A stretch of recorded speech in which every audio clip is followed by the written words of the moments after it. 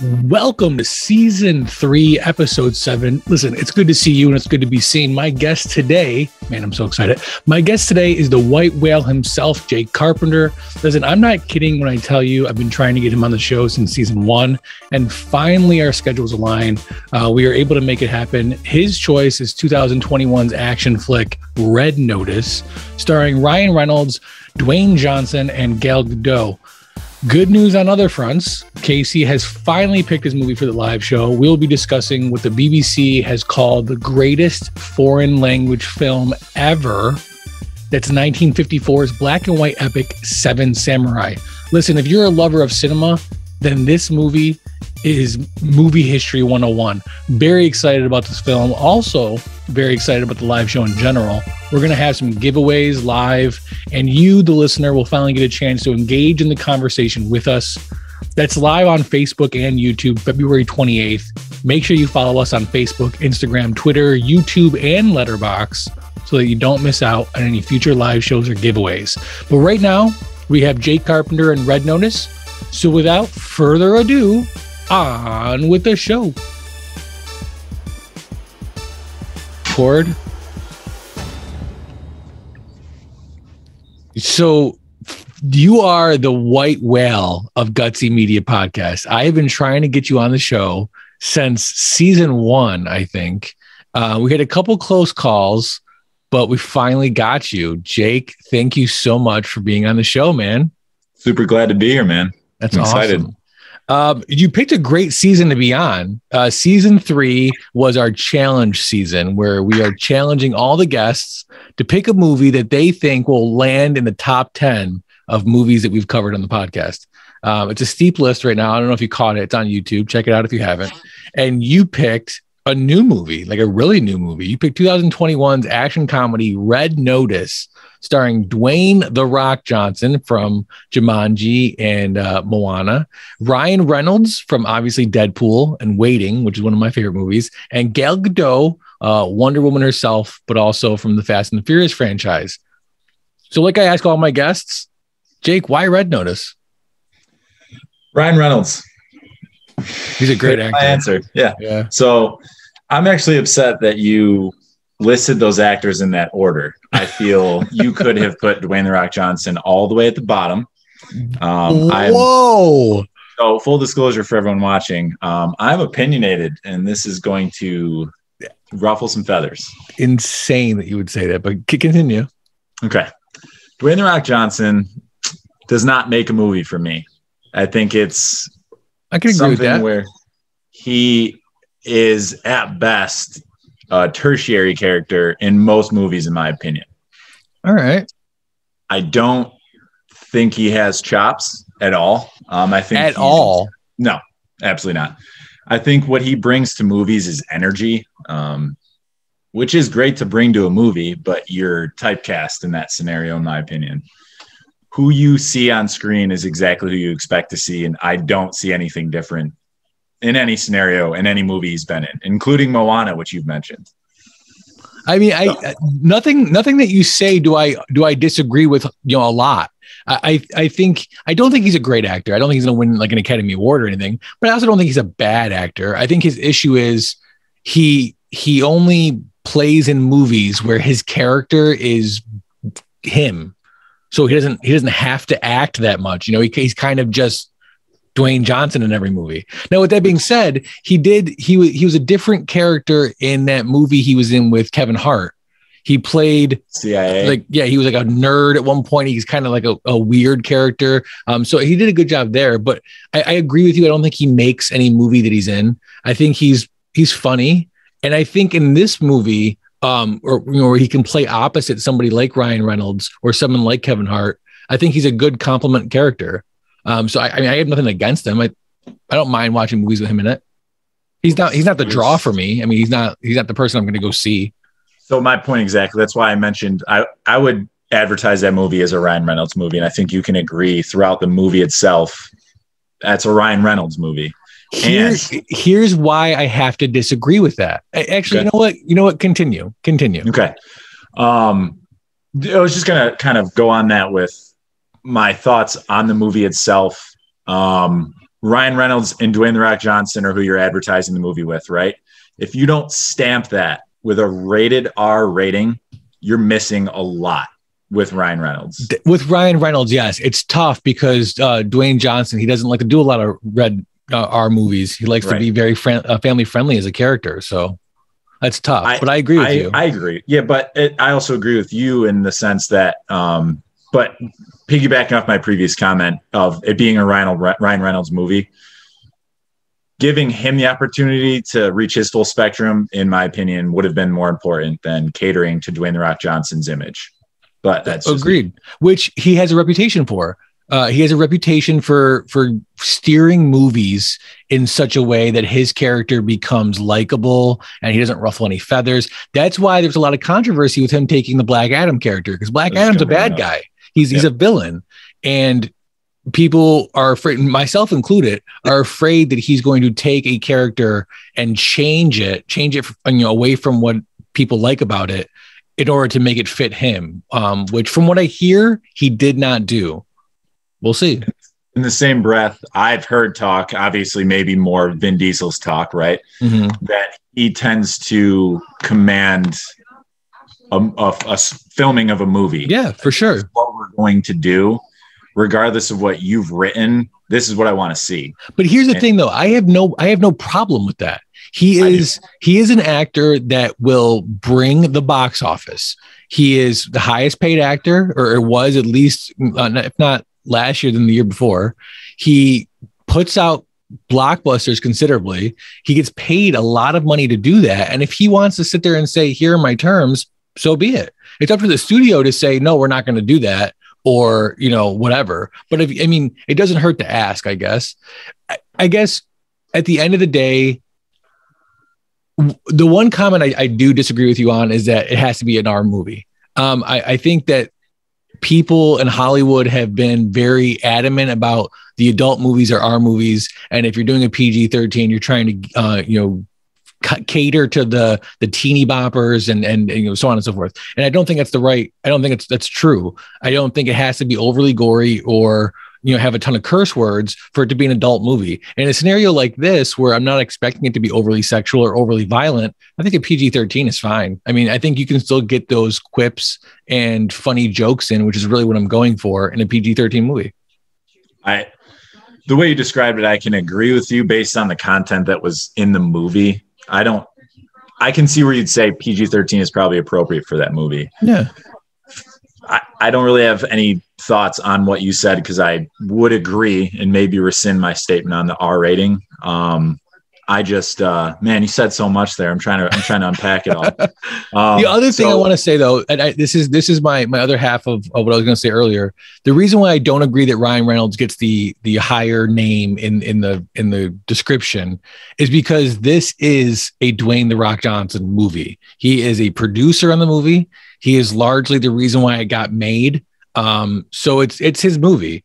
He brings Ryan Reynolds on, which I think is a good choice because he's a good actor and he's going to complement The Rock. Gal Gadot gets a headline name on this for what reason?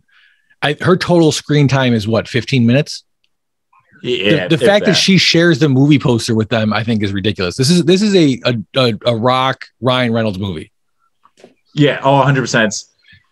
It's your atypical buddy comedy movie, right, which isn't even that, right? So, if you've seen it, there's other people in the movie. So I guess I have to ask, did you like the movie? So that's tough. Usually when we talk about the movies, we talk about whether or not we liked it at the end. Okay. There are some movies that I just could not hold back my anger or my excitement about it. I will say that I don't have strong opinions on this movie. That I will say that right now. Like it or not, I don't feel strongly about either one. Indifference. I have opinions on the movie. Let's talk about it. If you want me to talk about it now, we can save it for the end. Okay. Before we get to our opinions, let's do the quick rundown. Here's the baseball card, if you will, on the movie. Movie's released November 12th, 2021. So it's a very new movie. Runtime of the movie is 118 minutes. It's about an hour and 58 minutes. Budget for the movie is $160 million, which is kind of high. box office for the movie. Now, this is for the first time, and I think the history of the podcast, I can't really answer that question. According to everything I read online, the box office for the movie is anywhere between 200,000 and 2 million. In either case, by definition, it's an enormous flop. Here's the problem with that, though. It got limited theatrical release by Netflix. Netflix's global film chief, Scott Stuber's statement that the company's, quote, big budget tentpole films need to draw an audience of more than 70 million viewers within the first 28 days of availability. The New York Observer estimates that Red Notice would need to total around 200 million hours of viewing to be considered successful, because that would break down to about 83 million households. Following its first day on digital release, Ryan Reynolds announced the film has the best debut of any Netflix original film in the company's history. So while the box office is low, by all definitions, this is a very successful movie. Can we agree with that? Yeah. Okay. Producer, like I mentioned before, was Dwayne "The Rock" Johnson, in addition to Rayson Marshall Thubber. I don't know if I'm pronouncing that correctly. He's also the director. He's also the writer. He's worked with Dwayne "The Rock" Johnson a couple times. He did We Are the Millers. He did Skyscraper, which he also directed. And he's also written and directed Dodgeball, which I didn't know. Wow. It's based on nothing. The tagline for the film is pros and cons. And the rating, as we mentioned before, is PG-13 for violence and action, some sexual references, and strong language. So What did you think of the film? Had you seen it before? Like before you picked it, had you seen it? No. So that actually brings my point. I was actually really excited about the movie, and we had reached out to me again to get this going. I was like, that's perfect, because I was looking forward to seeing this movie. I thought it was going to be awesome. My thoughts after the movie is why? Why was the movie made? Ooh. So did you not like it, or you just weren't thrilled with it? That's a hard question to answer. Both. I did not like the movie, to be honest with you. I absolutely adore Ryan Reynolds in anything that he does. As I mentioned before, I wouldn't say it's a distaste for Dwayne "The Rock" Johnson. I mentioned he's typecast. I appreciate actors who have more range than he has. You mentioned he's a director on the movie. I assume he strong-armed this into production.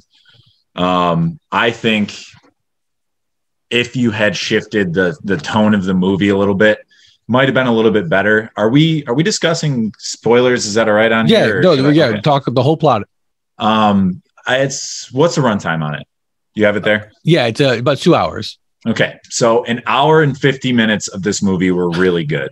Okay. I enjoyed an hour and 50 minutes of this movie. I felt compelled to follow them where they were going. The last 10 minutes absolutely unraveled anything I could have possibly salvaged from this movie. Wow. Okay, so hang on. Before you get into that part of it, I want to take this in small chunks so that we can go back and forth, because I will say this.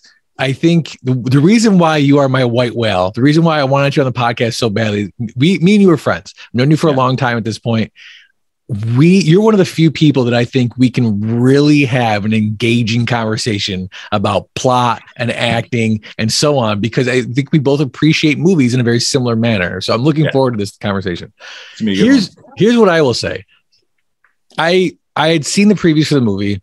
I thought, it looks like a good movie. I'm sure I'll watch it at some point, probably fairly recently after it comes out on Netflix. I wasn't, on it day one. And when you had reached out and said you wanted to do the movie, I'm like, perfect. Great opportunity to watch it. I liked it. I thought it was a good movie. I thought it had good lines. It was funny. It was kind of what I expected, which was not much substance, not much character development, just some good, funny one-liners. And that's about what we got. I will say this. The thing that bothered me about the movie is they were trying to do too much. There was a lot of backstabbing and I'm a double agent and I'm a double agent. And I planned ahead and hid this thing so that I could get out of this. It was just too much. It was too much. And like you said, the ending was like it was that. It was a double cross on a double agent. And it was like, I don't want to have it explained to me 3 or 4 times because you've made it too convoluted. Correct. Why was Ed Sheeran in this movie? Why? That's an actual story. You know that, right? There's an actual story that Ed Sheeran went to a wedding, like randomly was invited to a wedding and performed there.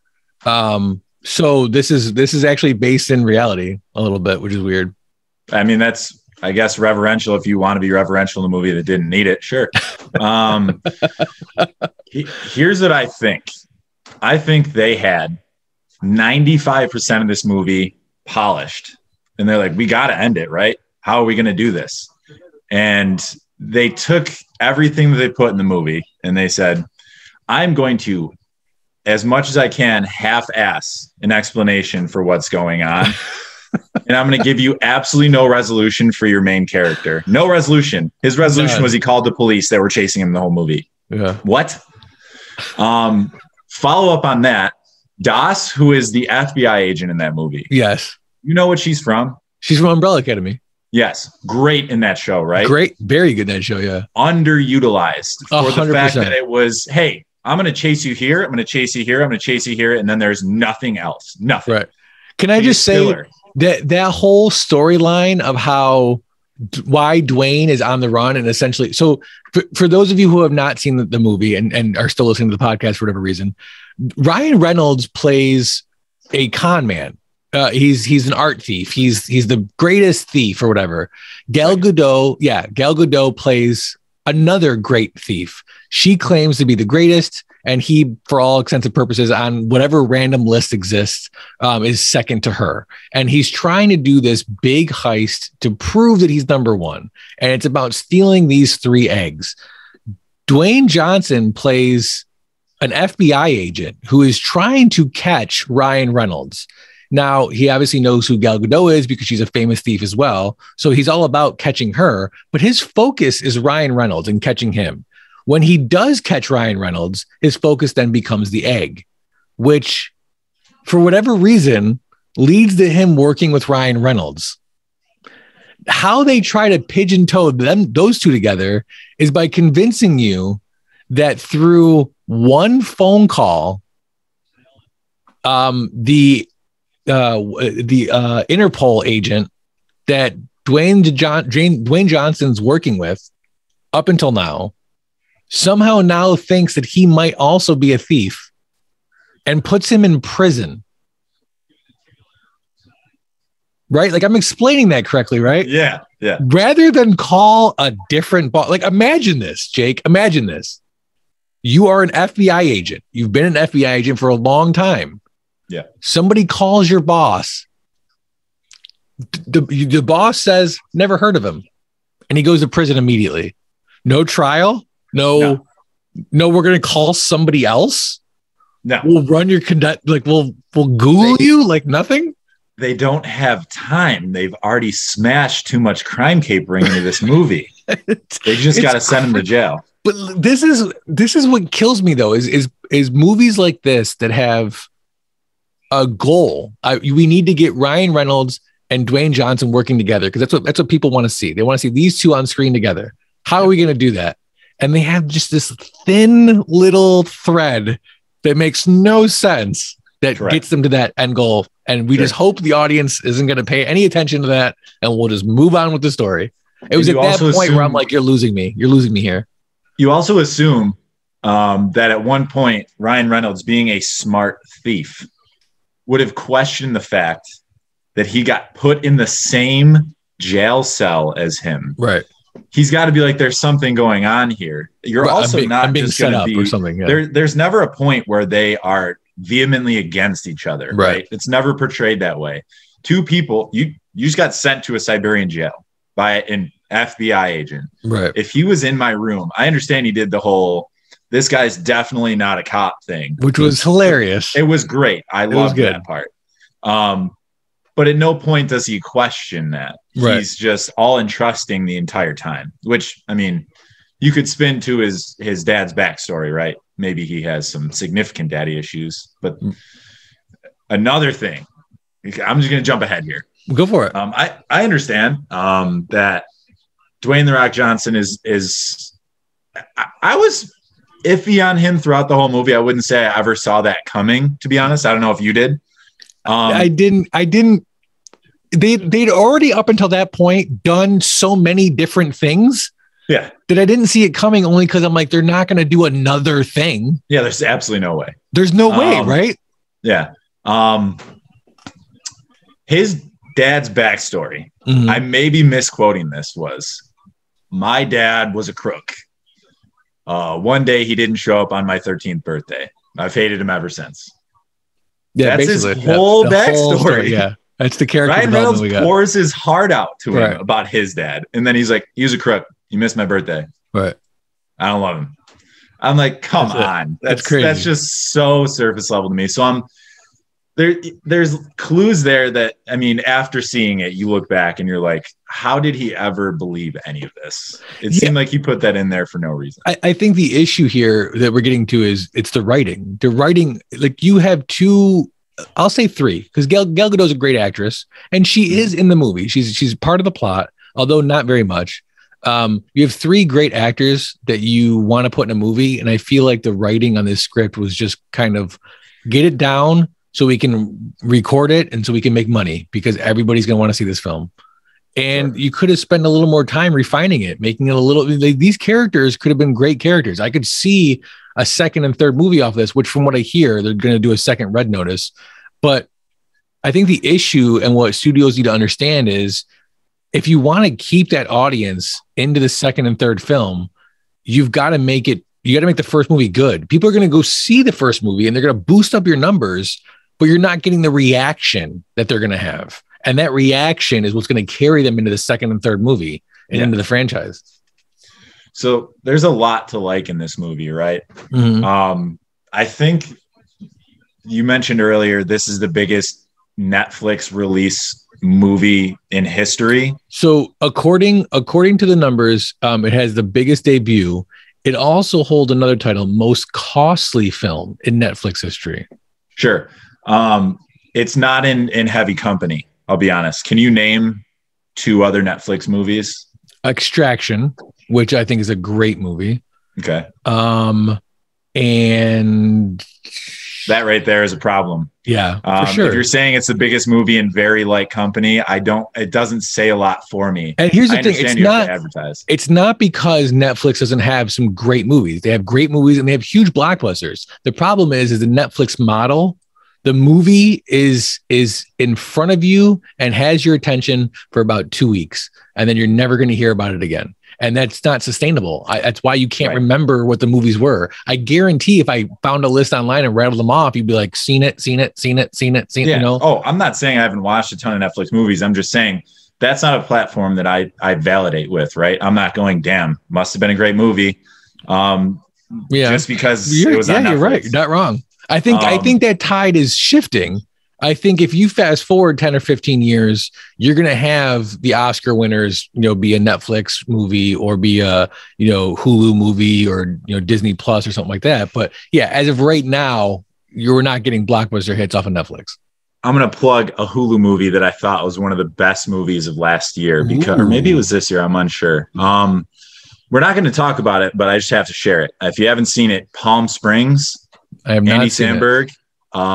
Watch the movie. Great movie. It's one of those rare, like, it doesn't have a budget, right? It's not massive. So watching it and truly wanting to watch it immediately after says a lot about that kind of movie. What Netflix is doing with the types of movies you're saying, Extraction, which I would agree is a decent movie. Yeah, it was a good movie. They're doing this and trying to see as many people as possible with their movie, right? 100%. Let's make this the everyman movie. Yep. Let's get people watching our movies. And then they can start doing that. The problem is these movies, like you said, are going to get lost in translation and they're going to fall off the face of the earth, right? Yeah.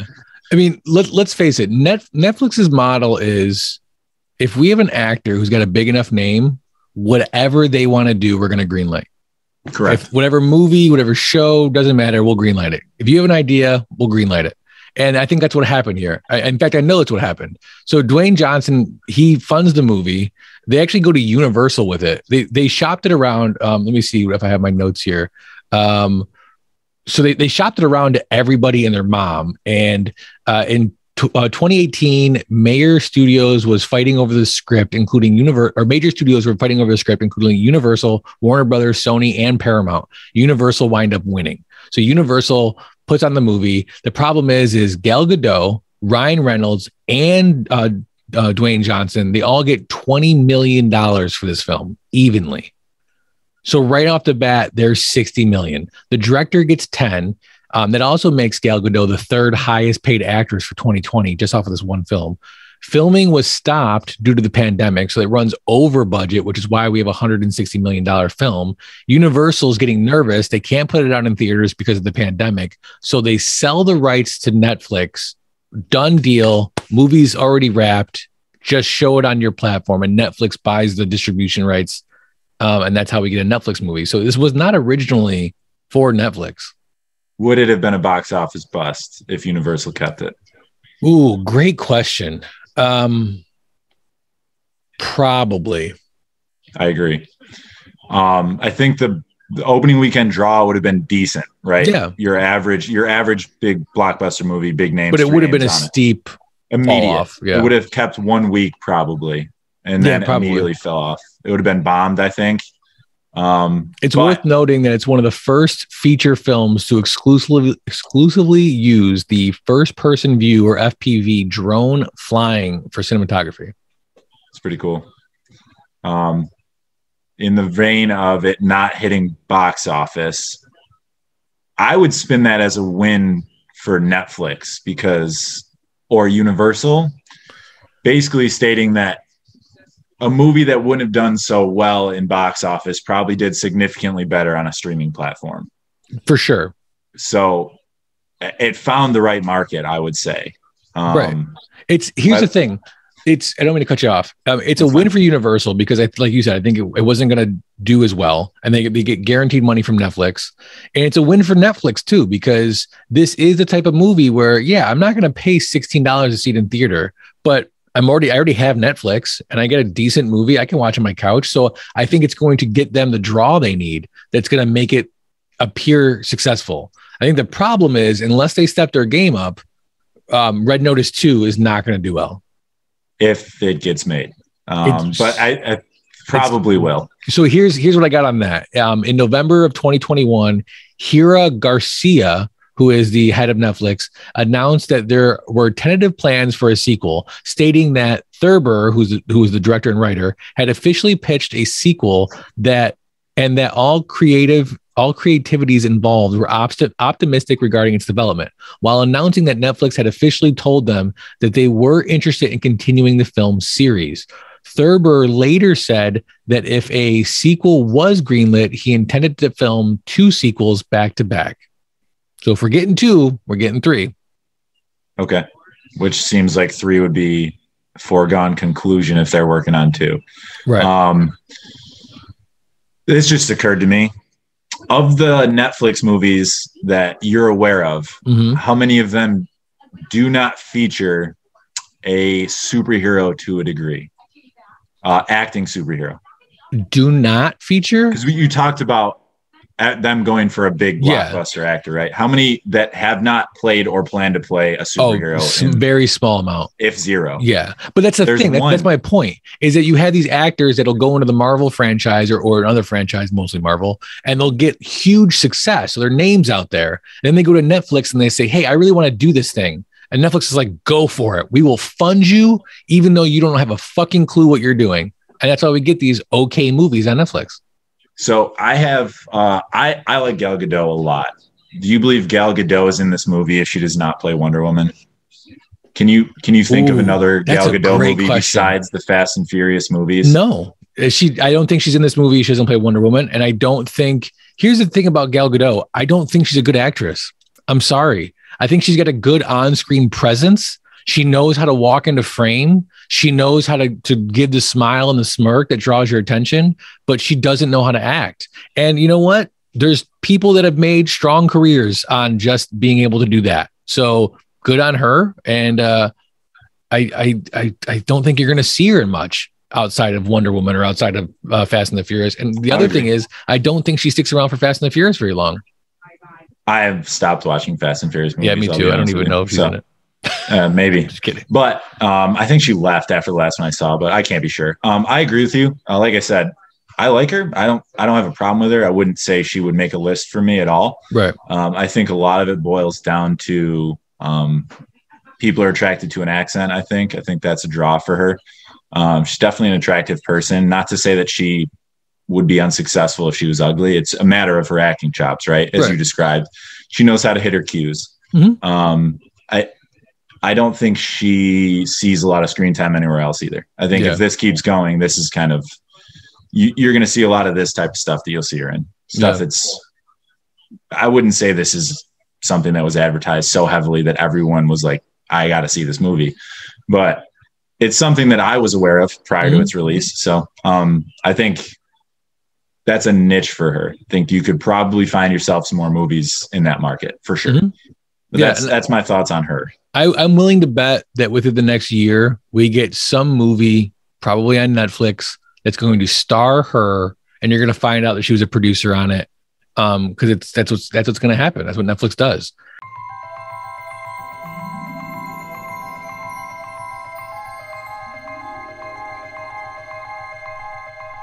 From the far reaches of the galaxy to an internet location near you, we're Don'tForgetATowel.com, your daily source for geeky pop culture news, reviews, interviews, and so much more. So as you're hitchhiking your way through the universe, don't forget to travel safe, and don't forget a towel. Need more context on your favorite movie? Is Obama. As okay. Senator Obama. Ever wonder why they did or didn't do that thing or include that scene? This is prime. This is quality entertainment. Check out Gutsy Media Podcast as my friends and I take a deep dive into everything from blockbusters to indie films. The weakest apple cider bitch beers. Follow us on Twitter, Facebook, Instagram, and YouTube. That's Gutsy Media Podcast for everything movies. So here's the thing. I know I want to get into some of the games that we're going to play, which I know this is going to be great. I can't wait to see how you handle these. But I also want to talk about the end of the movie, because we kind of tiptoed around it, but the end of the movie is Dwayne Johnson is not an FBI agent, or maybe he is, but is also a bad guy. Was covered. Yeah. Yeah. They don't really go into detail about that, but he's been working with Gal Gadot the whole time. And the two of them double cross Ryan Reynolds at the end. Or is it triple cross? It's so convoluted at that point. Again, the plot's not very strong to begin with. I'm not expecting an in-depth plot, but they try so hard to do all these double cross layers and really get into the secret agent part of this. And I'm like, I don't need that. I don't need that. Correct. But I don't know, that the ending, it just kind of sucks. As I said at the very beginning of this, the 10-minute sequence that followed everything that happened in this movie, which was again fun. It was a fun movie. Mm-hmm. I was not bored. Yeah, I enjoyed watching them go where they went. Quick little shout out. Can I just say that's a great way to say that. It's fun. If anybody asks me if I like this movie, I'm going to say I enjoyed watching them go where they went. Sure, I did. They went to cool places. Yeah, they did cool and I stuff enjoyed in watching the places it. Yeah. Sure. I want to give a quick shout out to some of the worst CGI I've seen in a movie in a long time. There's a scene where they come up out of this torture chamber that they're in into a bowl arena with a bowl in it. Crazy timing there, crazy. And The Rock gets absolutely obliterated by a bowl, which is hilarious. The least convincing thing I've ever seen on a movie screen, and I'm not exaggerating. I've seen some bad movies, so I just want to shout that out. Last 10 minutes of the movie, I feel like before it happened, you knew it was about to happen. I did. Yeah. You're like, yeah, this is about to happen. He's handcuffed to a tree that you could have just climbed over to get off of, but that's neither here nor there. They give Das, which is the legitimate FBI agent following them, the most half-assed send-off ever, because like it's clear she'll be in the next ones, right? But again, like, underutilized character. I'm still here. That's pretty much how it was for her the whole time. Underutilized, probably one of the better actors out of the group. For sure, probably. Yeah. And then he somehow finds them on a boat. I don't remember if that was even alluded to, but somehow he knew where their boat was. Gets on the boat. He's been there for 2 days. These are seasoned criminals, and they don't know that he's on a small boat with them. That's fine. Right. And then he's just like, hey, I told on you. You want to work together? What? What? You just cost me like a significant amount of my life, put me in jail, injured me. Pretty sure he gets stabbed at one point. Whatever. Yeah. He freezes their bank account. You don't have any money. Sorry. Let's make a Suicide Squad. And that's cut to black. Literally. Oh no, they have their walking montage. That's right. They have their walking montage, then cut to black. Let's make a Suicide Squad. That's literally what it is. He's like, I hate you, you hate me. Let's work together. That was the best description I think I've ever heard. That was amazing. All right, so let's do it. So here's the thing, Jake, to help you out, because our crack team here at Gutsy Media Podcast feels that all guests need a little bit of help. We came up with 3 questions that are really going to get to the heart of whether or not this was a good movie. Okay.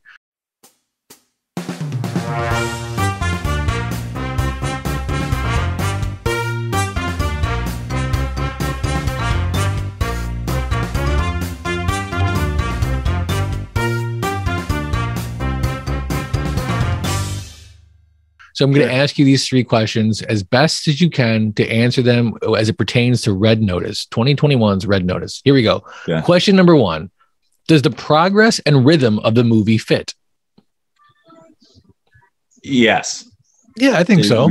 Would you like follow up to that? Yeah, I mean, yeah, we just, what do you think? They don't linger, right? So pacing is really good in the movie. They move fast, and that's kind of what you need to do in that kind of movie.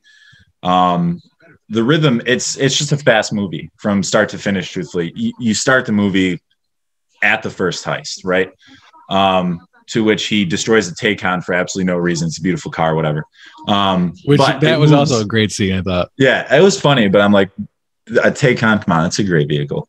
I don't think it stopped at any point. There was no point where this is dragging, right? You're like, this is going. Yeah, no, I agree. I think the progress rhythm were awesome in the movie. Here's my only issue with it is they change scenes a lot. You know, obviously there's like a chase across the world, if you will, during the movie. The problem is that every time they change scenes, they felt the need to change the dynamic. So that's when, okay, now we're here and this person showed up, or now we're here and I'm actually a double agent, and now we're here and I'm going to sneak away. It seemed like like you said, they were going kind of quick, which was a good thing, but they felt the need to throw something at you every time they went to a new location. And that's where the storyline got a little too convoluted. So that would be my only issue with, I guess, the progress of the film. I'd agree with that. Yeah. Question number 2, what, if any, part of the film speaks to you? The film did not speak to me. I watched that purely out of the want to watch a movie with Ryan Reynolds in it. 100%. We're not talking about Schindler's List here. This movie did not. There's no message in this movie. No, it was just there to be watched. Correct. All right. Question number 3, and our final question: what is the most important sequence in the movie? The first one. I think it tells a lot about what you have to come. I think you see. As we said, there's not a message in this movie, and it's not hard to grasp. So understanding what you're about to sit down for 2 hours for in the first 7 minutes, I think kicked it off the right way. And I would say that it followed that well up until, again, the last 10 minutes of the movie. So you get grabbed in the first 10 minutes, or you understand that you're wasting your time in the first 10 minutes. I was interested. Could not have said that better myself. Here's the thing. Typically when we ask that question, we're talking about like part of the plot, right? Like what scene in the movie was good for the plot? This is the only movie I can think of where the most important sequence of the movie is the beginning sequence, because it's a direct message to the viewer. This is the movie.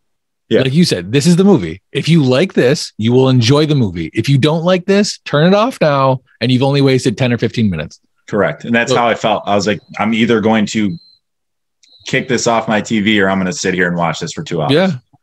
Okay, so here it is. On a scale of 1 to 10, 1 being horrible and 10 being a masterpiece, what do you rate this movie? 2. 2. See, 2's a little too brutal for me. I would say 4.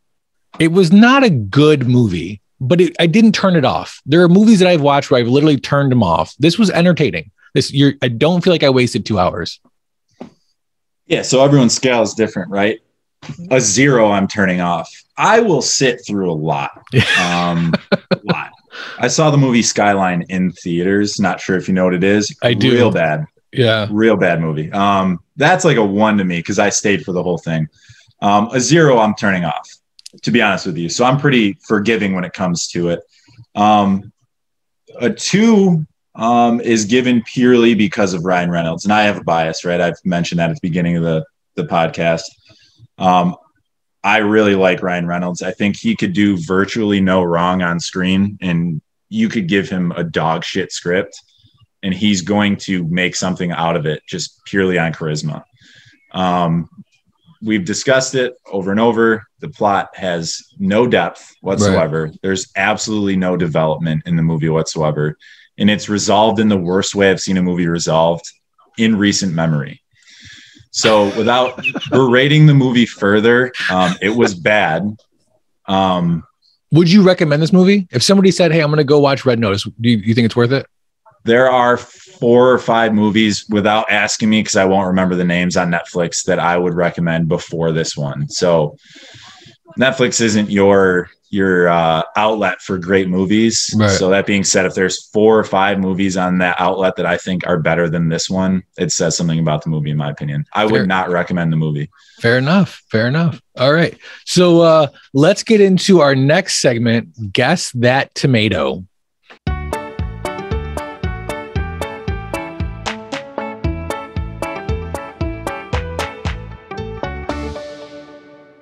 So as you're aware, Rotten Tomatoes, they have 2 scores on their website. They have the audience score and the critic score.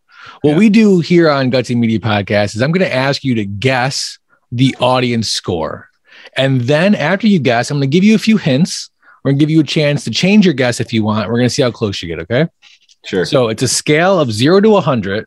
What do you think Red Notice got on Rotten Tomatoes? Audience score specifically. 67 is my guess. 67. Okay. So here's what I'm going to do. I'm going to give you 2 hints. The first hint I'm going to give you is I'm going to tell you what the critic score is. Yeah. The critic score for Red Notice is a 36. The second clue I'm going to give you. So here's what I'm going to do. I'm going to give you 3 movies that are within 2 points of the audience score for this movie. Okay. So plus or minus 2 points. And we're going to go with the good, the bad, and the ugly. Here we go.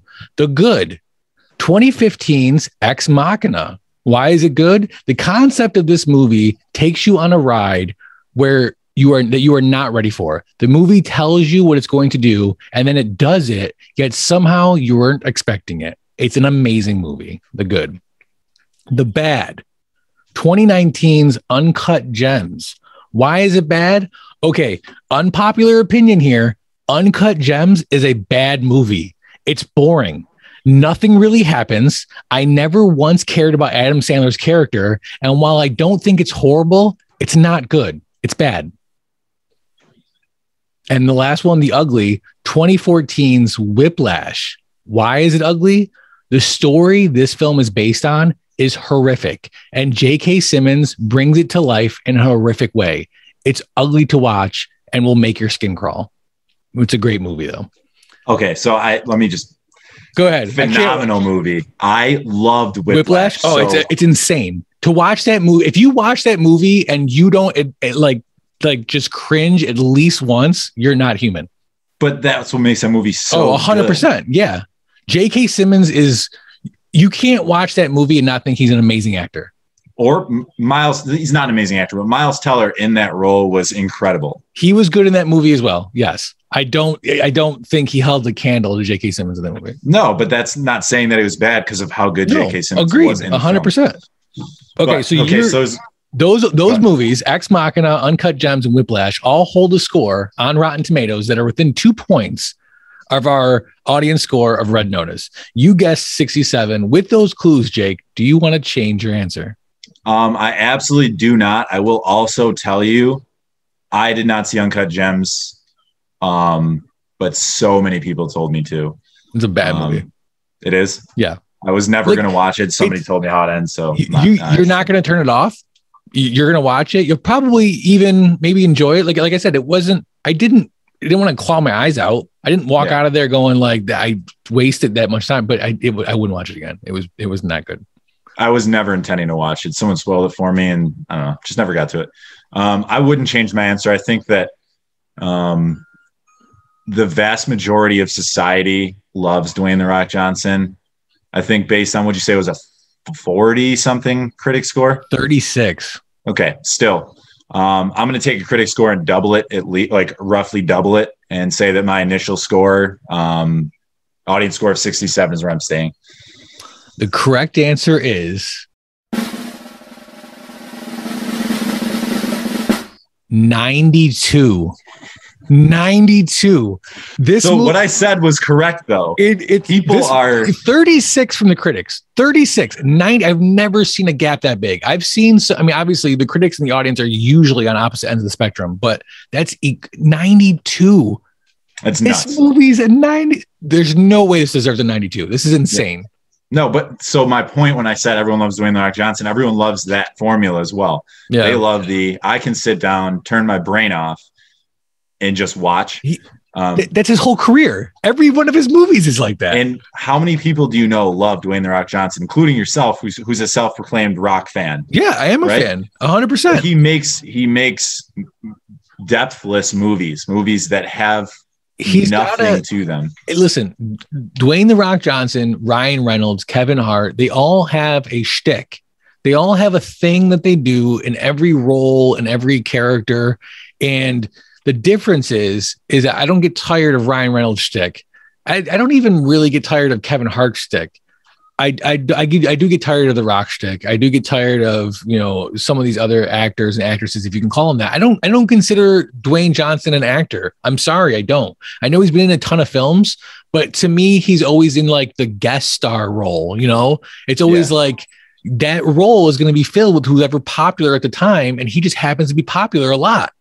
Does it excite you that he's playing Black Adam?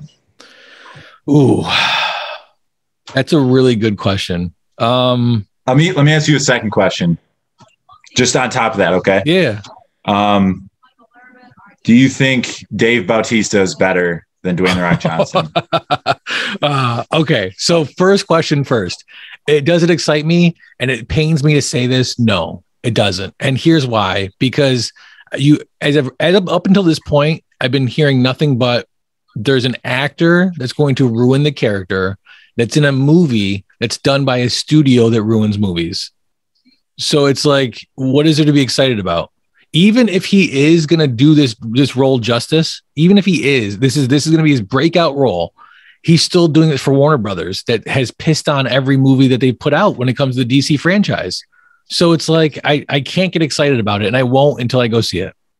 I agree with you. And one thing that concerns me regarding Black Adam is his counterpart in some, if not many, stories at this point will be Zachary Levi.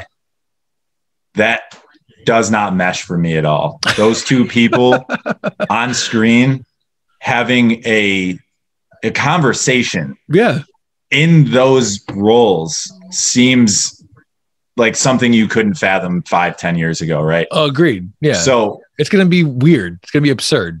The reason the MCU wins is because they bring people in who will go on screen well with other people. I don't disagree with you, but I also don't think that's why they win. I think they win because there's many reasons why they win. There's many reasons why. One, the studio isn't as involved. Two, the people in the studio that are involved. you have to understand, when I say the studio is not involved, I'm referring to Disney. The Marvel studio is not a movie studio. It is comic book executives and comic book writers writing movies. Right. Warner Brothers doesn't have that. DC comic book writers are not writing their movies, and that's part of the problem. And the studio is way too involved and wants to dictate everything.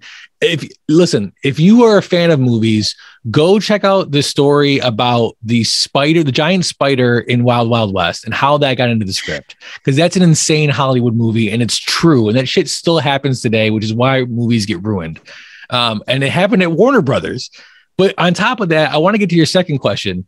Yeah. Do I think he's better than Dave Bautista?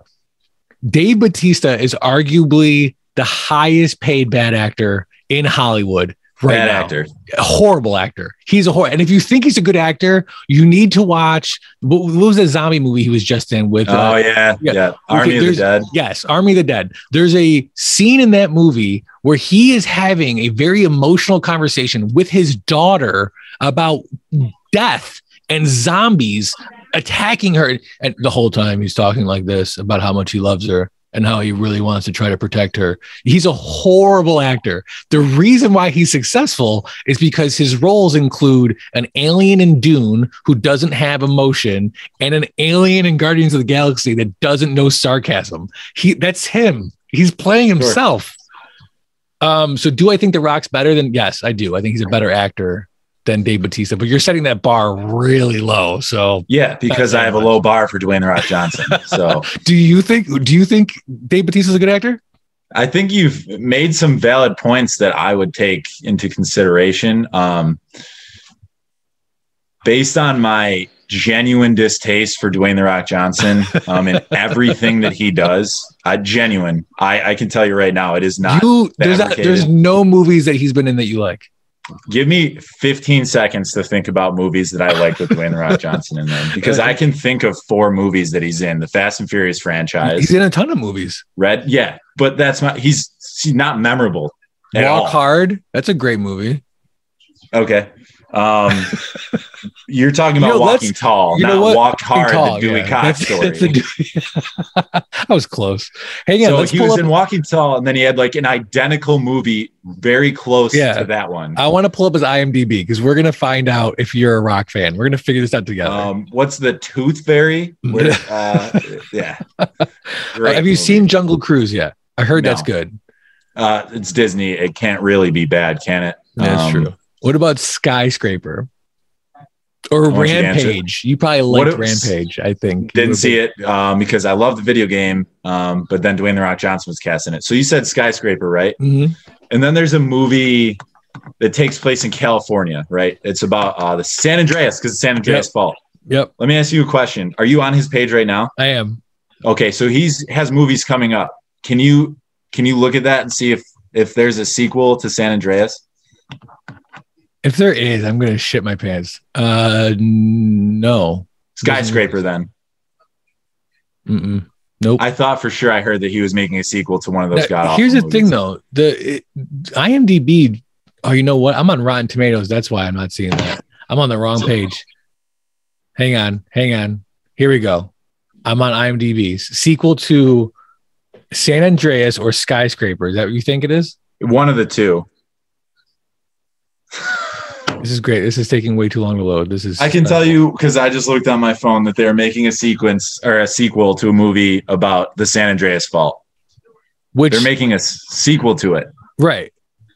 Wasn't the whole point in the first one is that the earthquake happens? So let's ask ourselves why we need a second one, or how we get a second one. He's also in the remake of Big Trouble in Little China, which they should not remake because there's no way of doing that film justice. But so hang on. So Jungle Cruise you didn't see. Jumanji. What about the Jumanji movies? Those are good. Those movies are only good because of the ensemble. Karen Gillan can typically do no wrong.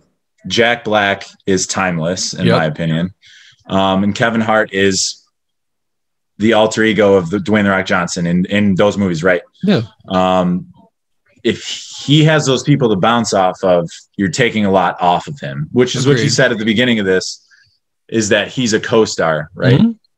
rock-driven movies, San Andreas, Skyscraper, all these ones we're mentioning are not good movies. Yeah. They're the reskin. Oh my God. Did you watch that movie? I did not. It was real bad. Well, I mean, of course. So Pain and Gain, remember that movie? That was a good one. Way to bring that up. Have you seen the trailer to Ambulance?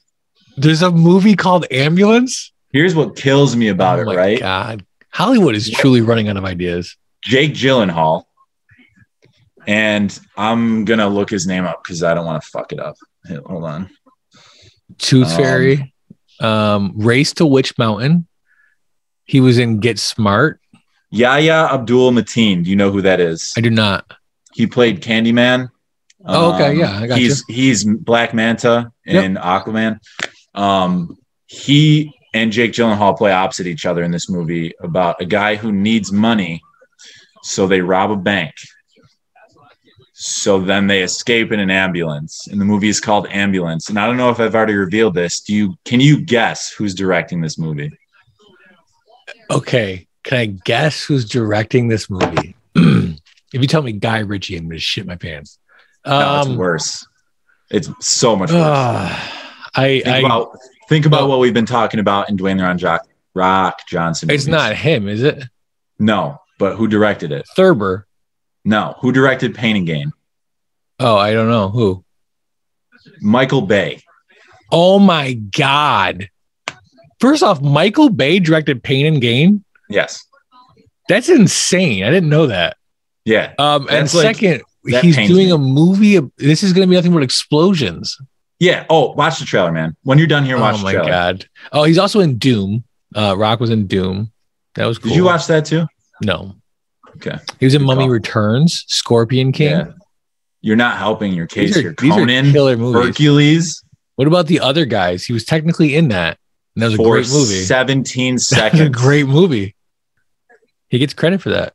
Yeah. I would say he made the movie for sure. Well, listen, Jake, Red Notice at the end of the day doesn't sound like it was a winner for either one of us. But it's a firm believer of the owners of Don't Forget a Towel that everybody geeks out on something. While it may not be robbing jewels and trying to escape from Interpol, maybe it's, comic books and movies. So I got to ask you, Jake, what is it you're currently geeking out on right now? I am big right now on PlayStation. So I just finished up Guardians of the Galaxy, the game movie, or based on the comics. Incredible game. If you're a fan of Marvel, as you're talking about comic books, there is so much to geek over in the game itself. You could spend hours not playing the game and just seeing things that would make you grin. Is this on the PlayStation 5? Yes. So the graphics got to be amazing then. It's incredible. It looks amazing. Voice acting, although it's not your guys, right, in MCU, is done super well. They give you things like skins that would call back to a lot of older comics, really good stuff. Just things you can see. Cool. You could spend time looking at this game and just, like I said, geek out. Other than that, obviously, this is going to be embargoed heavily, but I did just see the new Spider-Man movie, and I'm very excited to see it again. I'll say that. That's all. I have not seen it yet. Listen, the fans of the show know I'm not the guy that's going to be there opening night. We've gone and seen a couple opening night movies. I think I've even gone with you a couple times. Yeah. But I'm not typically the guy who's getting opening night tickets. It's just not my thing. But I will check it out probably within the next couple of weeks. I've heard nothing but good things. I mean, just give us a quick thumbs up, thumbs down. 2 thumbs up. I've heard some people say they think it's the best Marvel movie so far. Are you in that camp? I'm opinionated. It is not the best Marvel movie, but it is top 3 for me, I would say. Still holding true to Thor 2, huh? All right. Well, that's absolutely that's your choice. Yeah, it's that and Iron Man 2. So what else, man? That's it? Just Spider-Man and video games? Well, let me grab this because this is something I think you could appreciate real quick. I'm going to step off screen and bring this over here. So you can see. Here we go. We have surprises, guys. We love surprises. I'm excited about this. This is my pride and joy. So I got into Legos quite a bit. So that's the Dark Knight tumbler. Yeah, that's dope. Full scale. This is what it looks like in the movie. That is really cool, man. Yeah, so it's a pretty lengthy build, but that gives you a little insight into what I'm into right now. So here's my thing with Legos. Listen, I love Legos. I have played Legos many a times, and they're definitely one of those things that are addicting. Once you get into them, you get really into them. You say it was a very big build. I have never had a build that I couldn't do in one sitting. Are these multi-sitting builds? You should come check them out. Yeah. So this one right here, Lego or Nintendo question mark symbol from Super Mario 64. Yeah. Is this like a game box? Like is it like a trick? Oh shit. That's cool. So, and then this is the last one I'll show you because I don't want to bore you with this stuff, but this opens up. It's mechanical inside. What? You flip it up. It has some of the worlds from Super Mario 64 in it. Yeah. So that's pretty dope. To answer the question that you asked me, these are absolutely not one sitting builds. I've had those. It's boring doing one. It's boring. One sitting build. Yeah, I don't want to sit down, do something, and finish it. I want days of work. So I have one back there I'm not going to grab because it's too big. It's a 4,080 piece build. It took me about 6 days. So if you ever want recommendations on Lego builds, I may do that. Are you? So am I? I'm not in the Lego underground, but I'm assuming that you are. Is it still the Death Star, the biggest build? No, they just released the Titanic, which is over 9,000 pieces. The Titanic. Yeah. Now, do you have any? I'm assuming you're not a Titanic fan, but do you have any interest in that build just because of how big it is? Here's my thing. I would, right? But the Titanic is largely 3 colors for a long time. So I don't want to. The reason that some of these builds are so fun is you have different pieces that have different functions. Right. I would say very specifically, I don't want a non-functioning piece. And that one is a hull of a boat that's the same color for 9,000 pieces. And I'll show you the boat I got, actually, because I do have one. This one is going to tell you what I geek out on as well. This is Steamboat Willie. Oh, cool. Yeah, this is pretty cool. And I got this one in the pandemic last year, actually. So cool thing about this one is it has functioning stacks. So that's neat. Yeah. So, but that's also largely, black and white though. Yeah. Well, I mean, Steamboat Willie's a black and white strip. Right. So I appreciate that about it. It's meant to pay homage to what it was. So you like the idea that it's a huge build, but you're not happy with the fact that it's largely big just for the sake of being big. Right. So you're talking about large builds. So Death Star was never the biggest, I don't think. I think you're thinking of an Imperial Star Destroyer. Okay. That was massive. I've seen it to scale. But it's a lot of the same because it's a ship that's essentially a pyramid in some form. Yeah.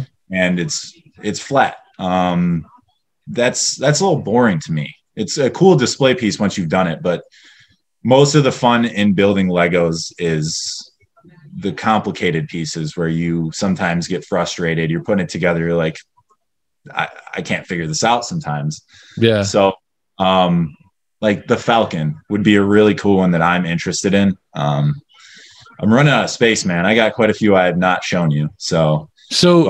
I got to ask then, are you a fan of Lego Masters?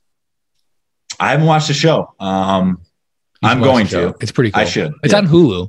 Will Arnett can do no wrong. So even though it's just a host. No, he does a good job in it though. He cheeses it up a lot and it's pretty good.